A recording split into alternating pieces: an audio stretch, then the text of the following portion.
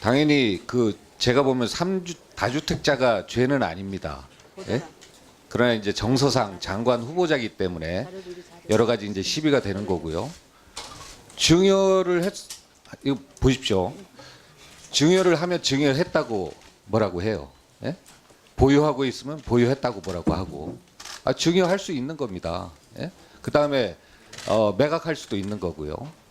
그 후보자께서 이 주택을 소유한 게 지금 장기적으로 보유하신 거죠? 예, 그렇습니다. 몇 년 되셨어요? 분당 같은 경우는 뭐 20여 년이 넘었고요. 예, 20여 년 됐고. 잠실도 예. 이제 분당은 뭐 증여를 해서 지금은 이제 1주택 1분양권 상태니까. 그게 뭐 저 잠실도 한 16년. 그래요. 16년, 20년이면 그게 잘못한 건 아니에요. 예? 예, 그래서 만약에 아마 이거를 후보자께서 팔았으면 이익 실현을 했기 때문에 부동산 투기했다고 또 그랬을 겁니다. 그래서 솔직하고 당당하게 말씀해 주시면 되겠습니다. 이 다주택을 갖는 이유는 여러 가지로 갖죠. 뭐 임대 사업을 하기 위해서도 갖고 필요에 의해서도 갖고 또 뭐 노후를 대비해서도 가질 수 있습니다.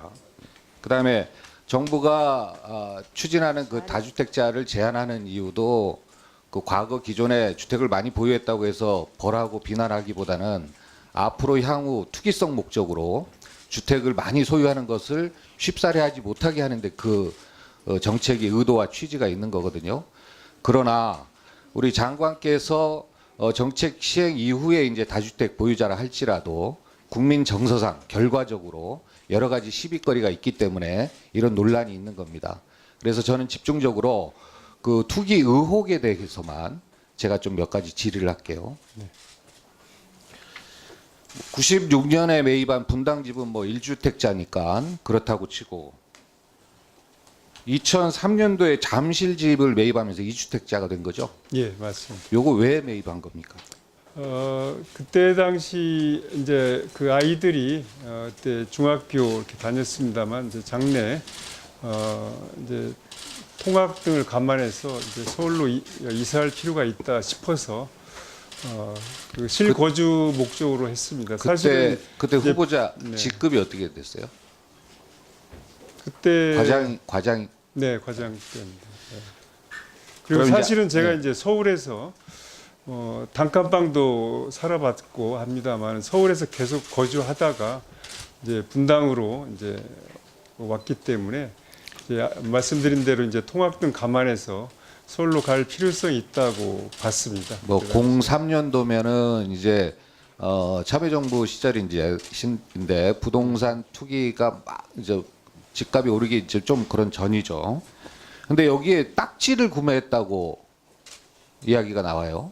네, 딱지는 그런 전혀 그런 아니고요. 사실이 있어요? 네, 아닙니다. 그- 건물 상태에서 이제 매입을 했고요. 그게 나중에 이제 재건축이 됐습니다. 이게 딱지라는 게 분양권이죠. 예, 그렇습니다. 그게 아니라는 거예요? 그렇습니다. 건물로 딱지. 구입했다는 거예요? 네, 맞습니다. 그러니까 이거는 지금 15년 보유하고 있다는 거죠. 네, 네. 그러면 이제 세 번째로 이제 세종집을 구입하면서 요거 몇 년도에 하셨습니까?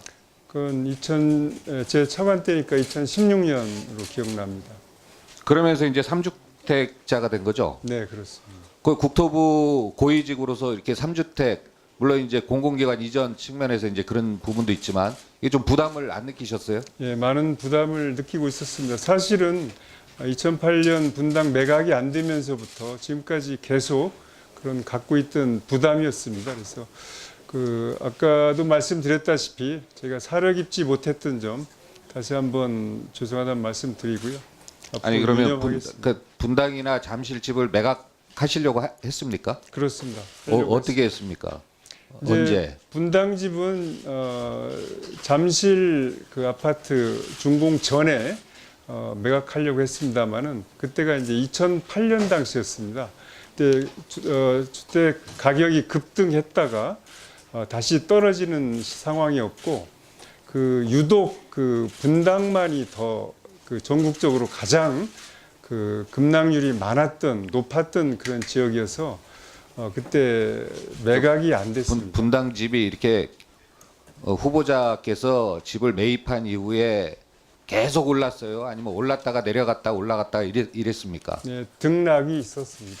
아니 그러면은 가장 최고적으로 올랐을 때 부동산 투기가 목적 투자가 목적 투기나 투자나 목적이었으면 그때 올랐을 때 팔았어야 되는 거 아니에요? 네, 그런 면은 제가 둔감합니다. 좋아요. 근데 그러면 분당집 증여는 뭐 이렇게 좀 부담을 느껴서 하신 겁니까? 분당집 증여는 왜 하신 거예요? 말씀드린 대로 이제 어떻게든 다주택 상태를 이제 면해야 되겠다는 면해야 생각을 늘 되니까. 가져왔고요. 그래서 이제 뭐 매각 방법도 있고 증여 방법도 있고 여러 가지 방법이 있습니다만은 이거 세금 문제는 없습니까?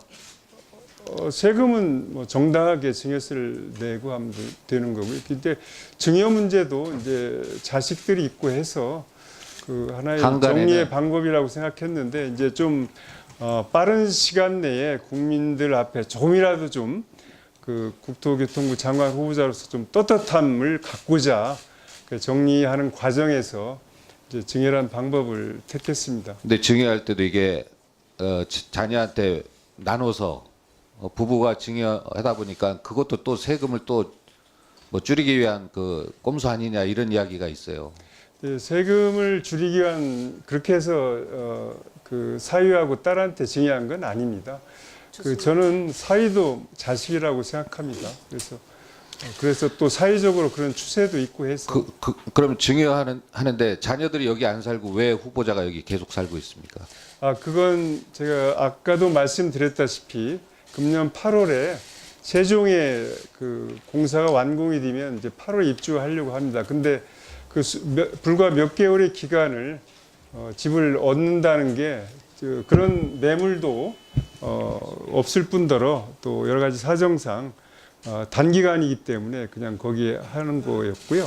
그다음에 임대차 계약도 정확하게 쓰고 하는 것이 딸과 부모 간의 자식 간이지만 명확하게 하는 것이 좋다고 생각해서 그냥 사는 것보다는 제대로 돈 내고 사는 게 그게 바람직하다고 봤습니다.